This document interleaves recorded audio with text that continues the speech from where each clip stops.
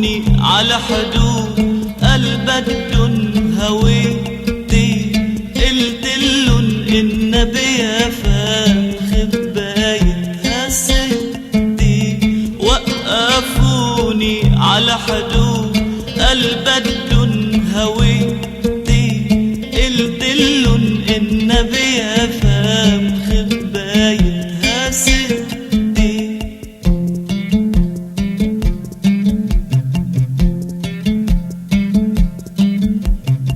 ويا كلمة القلتها تقسموا صفين، صف بكرابيج وصف يسأل وين. ويا كلمة القلتها تقسموا صفين، صف بكرابيج وصف يسأل وين. سخط فلسطين فسخوني نصين، نصي على حدود نص بحضن ستي. وقفوني على حدود البدن هويتي، قلتلن النبي فاهم خبايتها ستي.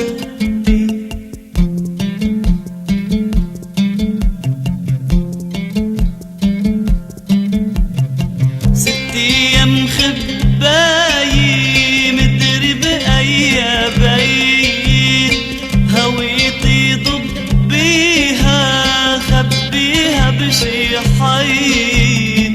6 أيام خبايي مدري بأي بيت، هويتي ضبيها خبيها بشي حيط. بدن يحرقوها من الدنيا يمحوها، ويا غيمة بلادي عليهم ما تشدي.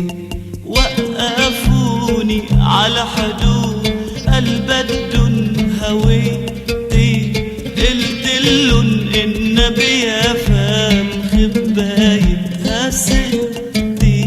وقفوني على حدود البدن هويتي، قلتلن النبي فاهم خبايتها ستي.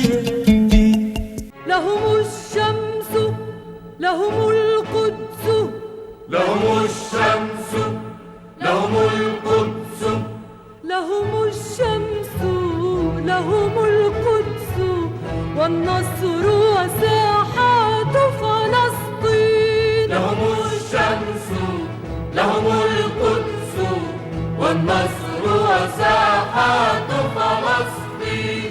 لهم الشمس لهم القدس، والنصر وساحات فلسطين. لهم الشمس لهم القدس، والنصر وساحات فلسطين.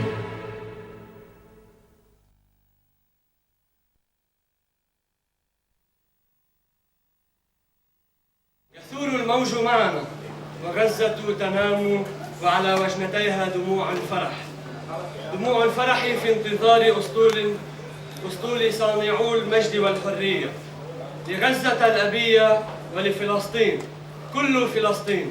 مع محاضرة لرئيس حركة فلسطين حرة الأستاذ ياسر قشلق.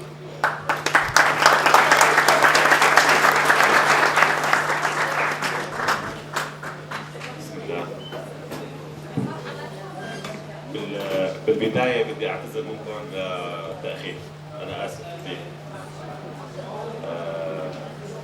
هلا بدنا نتحدث اليوم عن أول شغلة بدنا نقولها. بدنا نوجه تحية لشهداء الحرية اللي سقطوا من سجن فلسطين، وخاصة الشعب التركي.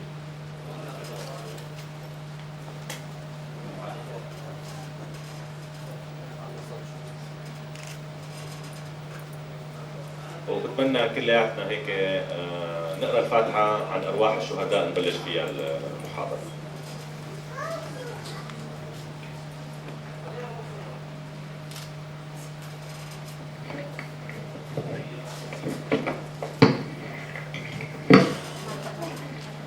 بالبداية بدي أعرفكم على حركة فلسطين حرة. طبعا حركة فلسطين حرة هي ما حركة تضاف إلى سجل الفصائل الفلسطينية اللي إحنا أكيد بنحترمهم كلياتهم وبنجلهم كلياتهم، لأنه ما في عنا يمكن حركة فلسطينية أو فصيل فلسطيني منذ أن قامت أن حصلت النكبة إلى اليوم إلا وكان لها شهدائها وتضحياتها، ويجب أن نحترم هذا العطاء. ولكن حركة فلسطين حرة هي نشأة حركة دائما بسميها أنا حركة إنسانية ولكن بأنياب، يعني لأنه شفنا إحنا العدو اللي إحنا عم نواجهه شيء فريد من نوعه، مثل ما إحنا كشعب فلسطيني شعب فريد من نوعه، مثل ما نسمي دائما شعب الجبارين، الشعب اللي قدم هذه التضحيات، هذه الأم وهذا الطفل من فارس عودة لمحمد الدرة، هذا الشعب الرائع، هذا الشعب المدهش. رب العالمين أو صدف التاريخ أنه نواجه كمان أشرس عدو عرفته الإنسانية منذ أن وجد آدم. وهلأ بالشيء اللي عم نشوفه إحنا أمامنا ما عاد في مجال نحكي بأدلة، أو ما عاد في مجال إنه إحنا نحكي وننظر إنه هذا العدو الإسرائيلي هل يريد السلام أو لا يريد السلام، هل يحب الإنسان أو يكره الإنسان. هذه حركة فلسطين الحرة التي تضم الناشطين، ولا أسميهم ناشطين الأجانب، إنهم الفلسطينيون الجدد، دائما أسميهم فلسطينيون جدد. هؤلاء الذين جعلوا من القضية الفلسطينية قضية عالمية، هؤلاء الذين أتوا لنصرة الإنسان أينما وجد هذا الإنسان.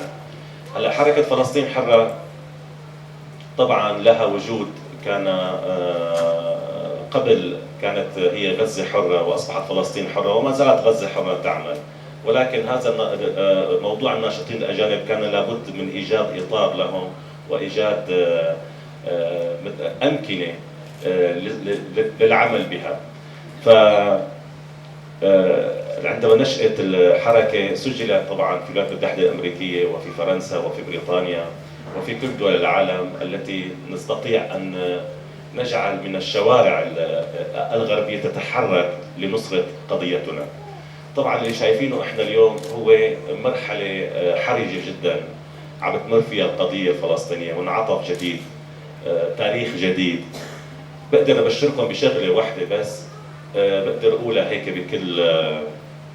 بكل وضوح: لم يعد هناك يوم نكبة للفلسطيني فقط.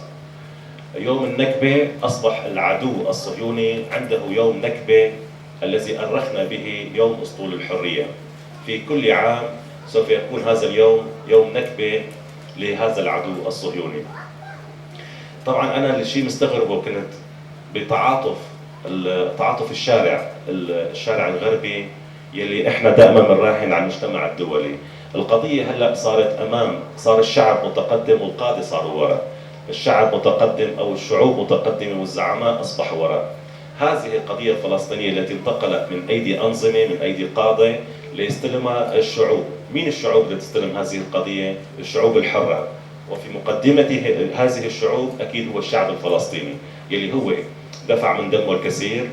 نحن بكل صراحة وبكل وضوح، وأنا سامحوني على هذا التعبير الذي سوف أستعمله، كل برميل دم قدمناه كان بالنسبة لنا غاليا جدا. ولكن للأسف نقول أن قضية فلسطين لم تكن تحتاج 60 عاما لكي تتحرر، لكن نحن في فترة من الفترات وفي لحظة من اللحظات التاريخية، وأنتم تعرفون الظروف الفلسطينية ولا أريد أن أعود للتاريخ لأننا نحن مللنا التاريخ، كرهنا التاريخ. التاريخ أصبح اليوم هو يستعمل، يستخدم، يستجدى أحيانا لما نملكه أحيانا من ضعف الواقع. اليوم نحن نرسم تاريخ جديد، لن نعود إلى التاريخ وتاريخ القضية الفلسطينية وما مر عليها من مؤامرات ومن مناورات ومن كل شيء.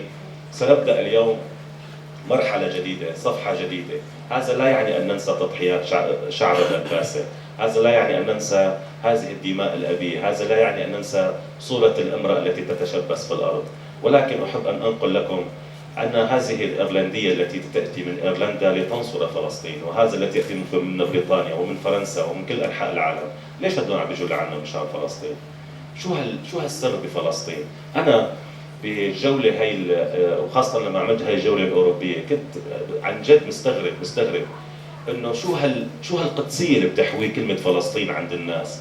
لقيت إنه إحنا بالفعل إنه إحنا أحسن ما نعيش إحنا بالمخيمات، اللي أنا بقول هاي المخيم هو ما هو من تراثنا، المخيم ما هو وطننا، المخيم ما هو شيء إحنا آخذينه كأنه إحنا نفوت على المخيم إنه صار. أنا لما سألت الشباب قلت له حضرتك من أنه مخيم؟ قال لي أنا من مخيم عين الحلوة. وحضرتك مخيم راشدية. تخيلوا إنه أطفالنا يقولوا إنه أنا من مخيم عين الحلوة. لا، أنا من رام الله، من صفا، من عكا، من حيفا. هذه مدننا، مخيماتنا ما لنا مدن. خاصة اليوم اللي إحنا نطلب فيه من الشعب الفلسطيني إنه يبدأ يتحرك، يبدأ يتحرك بشو؟ بانتمائه لأرض فلسطين، بانتمائه لتراث الفلسطيني الحقيقي. احنا ما المخيم هذا كان بالنسبه لنا شكل مؤقت للانتقال من مرحله الى مرحله. ان شاء الله بدنا نرجع على ارضنا، كل الارض بدنا نرجع لها، كل فلسطين لنا. لكن انا التعاطف الغربي اللي شفته، وهذا السؤال اللي كانوا يسالوني اياه، هذا السؤال اللي كنت انا يعني احيانا تكون بشكل او باخر الاجابه مو عندي. ليش؟ لانه في موضوع كثير مهم، هو موضوع حب فلسطين. طيب أنا عربي، وبتعرف العربي بيتحركوا العاطفة، وصنعنا تاريخ بالعاطفة، وصنعنا كل شيء صنعناه بالعاطفة. لكن الغربي ما بيأمن بالعاطفة، بيأمن بالحسابات، بيأمن بالمصالح. طب أنا بس بشوف الأنظمة تشتغل بالمصالح. طب هدول اللي هبوا بأسطول الحرية هل لهم مصلحة مع فلسطين؟ لا. لشو راحوا على فلسطين؟ معقولة واحد رايح يقدم أدوية، رايح أخذ معه شوية أدوية وأخذ معه شوية مساعدات، يرجع بنعش امام امه؟ شلون موقفه؟ يعني انا بفهم لما انا ببعث ابني للقتال يرجع لي شهيد، هذه ارادتي وهي ارادته، يرجع شهيد اوكي. اما واحد رايح يوصل دواء، رايح بمهمه انسانيه، يرجع شهيد، هون في مشكله، في مشكلتين: مشكله العدو اللي احنا عم نواجهه، ومشكله الرجل الذي ذهب وعاد شهيدا. يعني مشكله التركي هذا اللي واقف فوق اسطول الحريه، اللي دافع عن نفسه وهو عرفان انه سوف يقتل. هو كان فينه ما الاتراك موجودين على السفينه، كان بامكانهم انهم ما كانوا يكونوا شهداء بحاله واحده، لو رفعوا ايديهم واستسلموا، لو توسلوا، لكن ما استطاعوا امام هذا العدو انهم يتوسلوا. طب هذا الحب الفلسطيني الموجود، الا يوجد الان الشوارع الغربيه كلها توحدت على حب فلسطين. عم بحكي الشوارع الغربيه كلها هلا متوحده على حب واحد، هو حب فلسطين، وعنده اندفاع بشكل مو طبيعي. يعني احنا بعد اللي صار اسطول الحريه اللي شفناه، هلا من يوم ما صار اسطول الحريه لليوم في عندنا تقريبا فوق ال 567 متطوع بين صحفي واعلامي وناشط غربي حابين اذا في عندكم سفن بدنا نروح كمان مره على فلسطين. طيب اوكي، السفينه رقم اسطول الحريه اللي راحت ما كنا عارفين انه حيكون فيها شهداء، هدول مش هيك اندفعوا. طب هلا شو عم يخلي يدفع الناس مره ثانيه يروحوا على فلسطين بعد ما شافوا الموت، وبعد ما شافوا القصه الاسرائيليه، وبعد ما عم يعرف الواحد يمكن يروح وما يرجع؟ شو هذا؟ شو بدنا نسميها؟ بكل صراحه يمكن بقدر اسميه انا هو هذا حب الانسانيه. اول شيء حب الانسانيه، وحب العطاء، وحب فلسطين. طيب احنا حب فلسطين ليش بيكون عندنا احنا كمان، احنا كشعب فلسطيني نرجع نتوحد كشعب؟ شو بدنا احنا بكل القادة؟ احنا كشعب فلسطيني، يعني انا بعتبر اني انتمي الى اي فلسطيني موجود على هذه الارض، موجود في الولايات المتحدة الامريكية او موجود في القمر. لكن احنا لازم هلا نحن، وهي مهمة الشعب الفلسطيني هلا الموجود هلا هون، نتوحد مرة ثانية، مو على خيارات ولا على سياسات ولا على مناقصات ولا على مزايدات، نتوحد مرة ثانية على الحب اللي جمع العالم من شاننا. اجتمعوا من شان القدس، اجتمعوا من شان الاقصى، من شان بيت لحم. طيب شو المانع انه احنا نرجع نجتمع من اول جديد على حب فلسطين؟ نجتمع على انه الشباب اللي عم يطلع هلا، النشء خاصه اللي طالع هلا، نرجع له الذاكره انه انت من صفر، وانت من عكا، وانت من حيفا، وانت رجع له الذاكره. صدقوني لما تتقدموا انتم كشعب فلسطيني، طبعا تتقدموا انتم كشعب فلسطيني، شعبنا يعني انتم اهلي وانتم ناسي وانتم اللي انا بعتز فيكم، بعتز بتضحياتكم. انتم لما عم يطلع الواحد لاوروبا، عم يطلع شو بدنا بالانظمه، برجع بقول لما عم بطلع بقعد مع الفرنسيين، عم شوف حالي فيكم، عم شوف حالي بهذا الشعب، عم شوف حالي بفارس عوده ومحمد درع، عم شوف حالي بكل شعبنا، عم شوف حالي بصوره المراه اللي وزعناها احنا، صوره المراه اللي بتعرفوها كلياتكم اللي ماسكه الشجره وقدامها جيب اسرائيلي وهي متمسكه بالارض. طيب هذا الشيء عم يخلينا احنا نرفع راسنا فيكم. طب ليش ما احنا نرجع نتوحد من اول وجديد، نرجع نحب بعضنا من اول وجديد؟ انا فلسطيني وانت فلسطيني، انت بتنتمي لهذا الفصيل وتنتمي لهذا الفصيل، هذا شيء اخر، لكن هذا لا يمنع انه احنا نتوحد اول شيء على حب هذه الارض، نتوحد اول شيء على العوده. يعني احنا كيف بدنا نساعد، كيف بدنا نطلب احنا من العالم انه يوقف مع قضيتنا واذا احنا بعاد عن هذه القضيه؟ لكن احنا بنقدر نقول انه نبدا بعد اسطول الحريه بجمهور جديد، بنظريه جديده، بشيء جديد، ان لا نتخلى. انا ما بقول انه نتخلى عن الثوابت اللي يمكن تعبأنا فيها، لكن في عندنا جيل هلا جديد هلا. انا بلشت يمكن بابني انه لازم هلا نعلمه لابني خريطه فلسطين، المدن الفلسطينيه، لازم اعلمه انه لازم فلسطين ترجع، لازم اعلمه كميه الكراهيه اللي بيكرهونا اياها هؤلاء القتله الصهاينه، مو بيكرهونا لنا. لو بيكرهونا لنا انا كنت اوكي احنا عدو. طب هذا الامريكي هاي راشيل كوري ولا هذا الامريكي بول اللي موجود هلا كان اسطول الحريه، طب هذول الامريكان عم يدفعوا ضرائب مشان يساعدوا اليهود، هذا عم يدفعوا مقسوم من راتبهم، جزء من راتبهم مشان اليهود، مشان يعيشوا اليهود وعم يقتلوهم. اذا نحن امام عدو بيكره الانسان. يمكن انتم ما حدا بيعرف الحقد اللي عند اليهودي لما طلعوا العسكر الاسرائيليين على اسطول الحريه وكانوا الاتراك، كان في هذا الجندي اللي كرموه باسرائيل، كان بحط الليزر وعم بيقول له للتركي 1 مينت ويقوصوا براسه، 1 مينت ويقوصوا براسه. شو معنات 1 مينت؟ يعني مشان اردوغان لما كان موجود بدافوس وقال له لبيريز، قال له مستر بيريز 1 مينت، فهن تصوروا قديش حاقدين عليه انه عم يقتلوا التركي براسه، بنص راسه بالليزر، عم يجيبوا بنص راسه وعم بيقولوا له 1 مينت. يعني حقدهم انه ما سمحوا على كلمه حكاها، على كلمه. كيف هذا العدو؟ هذا للتركي وللامريكي عم يقتل، وللايرلندي عم يبهدلوا، وللفرنسي قتل، وللانجليزي وللبريطاني قتل. طيب هذا الصهيوني اصبح امامنا واحد احنا عم نشوفه انه هو عدو الانسان. هو في شيء اسمه انسان، في ذئب مفترس، حيوان موجود بالغابه ما في عنده عقل يفهم. حتى الحماقات اللي عم يرتكبها، يعني مثلا بالهجوم على اسطول الحريه حماقه انه يكرم الاسرائيلي اللي قتل هذا التركي، انه يكرمه ويحط اسمه على الشاشه مشان ياخذوا الاتراك اسمه. ما كمان هي حماقه. اسرائيل ما رب، واسرائيل ما اله انه هي لا تخطئ وعندها جهاز موساد وعندها اجهزه وعندها لا. اسرائيل دوله ضعيفه، اسرائيل دوله حرب تموز اثبتت هذا الشيء، حروبنا اللي احنا خضناها اثبتت انه الجندي الاسرائيلي يمكن نصف الموجودين هون مقاتلين بالرعيل الاول بيعرفوا انه اجبن انسان هو الجندي الاسرائيلي، انه عم بيقاتل بدون عقيده. هو بيكره الانسان، اي موجود انسان، بيكره شجره الزيتون لانه بتحبل، بيكره شجرنا، بيكره كل شيء فينا. بس وصل الاسطول على اجدود، وزعوا حلو. اول شيء سبوا سيدنا محمد. طب ليه؟ طب سبوا تركيا، سبوا الفلسطينيين، سبوا كذا، بيكره كل شيء. اول شيء سب النبي محمد، صاروا يسبوا العرب، ما سبوا دوله، صاروا يسبوا العرب. لك هدول اذا عم يسبوا الامريكان اللي معهم، قتلوا الامريكيه اللي معهم، شو بدهم يعملوا فينا احنا؟ طب هلا هذا العدو في مجال للسلام. يعني احنا صرنا هلا 60 سنه العرب عم يدربونا، 60 سنه صاروا العرب عم يدربونا تدريب، كل يوم تدريب، مو على القتال، لا، كيف نصنع صداقه مع هذا الذئب.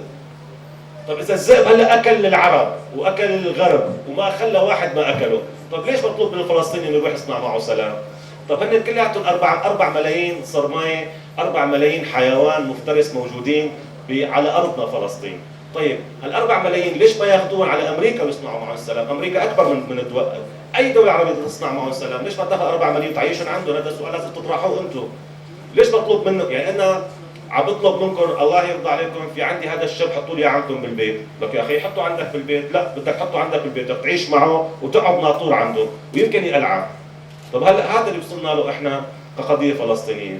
الفلسطيني يا حبايب انه الفلسطيني المفروض مثل ما شفتوا كل فلسطيني لازم يكون هو دبلوماسي معه حصانه عالميه، لانه القضيه الفلسطينيه طلعت اعظم قضيه في العالم، اجتمع علينا العالم كله ليكسرونا ما انكسرنا، واجتمع علينا العالم كله ليساعدونا. طلع شو صار فيهم، طلعوا شو صار هلا بالناس اللي اجت تقدم لنا المساعدات، بالناس يعني انا سؤال كثير هيك واحد يساله لنفسه بسيط، انا بساله لحالي دائما، انه شو كانت توقعاتنا لما كان رايح اسطول الحريه على غزه؟ شو توقعاتنا؟ انا قلت يمكن اكيد مثل ما بنسمع احنا، شوفوا الاعلام انه سوالنا اسرائيل هي رب لا تخطئ، لا ولا شيء، يعني حتى كلام القرآن الكريم بتلاقي كم واحد بيطلع بيناقش فيه انه هي الايه صح وهي ايه خطا، انه شوف احنا مجادلات على التلفزيون وهي لا وهيك لا وصح، الا كلام اسرائيل كلام منزل لا يناقش، كلام منزل ابدا. شو بيحكي؟ شايفين هلا هالضجه هي كلياتها، هلا يطلع هذا الكلب المسعود اللي اسمه نتنياهو يقول انا عندي مبادره سلام، تلاقي ركضنا كلياتنا شرفوا يلا تعالوا على السلام. فاحنا نسال حالنا هذا السؤال، لو اسرائيل سمحت لاسطول الحريه يدخل على غزه ويحط مساعدات او يحطها باجدود ويرجع مثل السفينه الايرلنديه، شو صار؟ ما صار شيء ولا كان حدث شيء. طب ليش طلعوا قتلوا؟ اذا هن عندهم كره، هن عندهم دائما هجوميه، ما عندهم دفاع. مين هذا الاسرائيلي اللي قاعد ببيتي مثلا بصفط هلا هذا؟ مين هذا اليهودي الكلب اللي قاعد ببيتي؟ ليه؟ ليش هو هلا قاعد بالبيت وانا عايش بالمخيم هون مثلا؟ هذا سؤال كمان. ليش هو هلا عايش هلا بالبيت هو عم بشوف الاطلاله وانا مسمح لي اقعد تحت خط الفقر، ومطلوب مني انا كفلسطيني اذا عندي معركه روح اقدم نفسي للشهاده او روح اسير، بس هذا هو مطلوب مني، وهذاك اليهودي ضله قاعد. طب ليه؟